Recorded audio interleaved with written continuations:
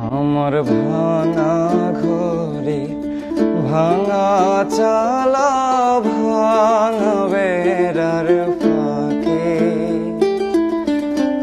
অবাক জ্যোৎস্না ঢুয়ে কাপড়ে হাত বাড়াইয়া ডাকে,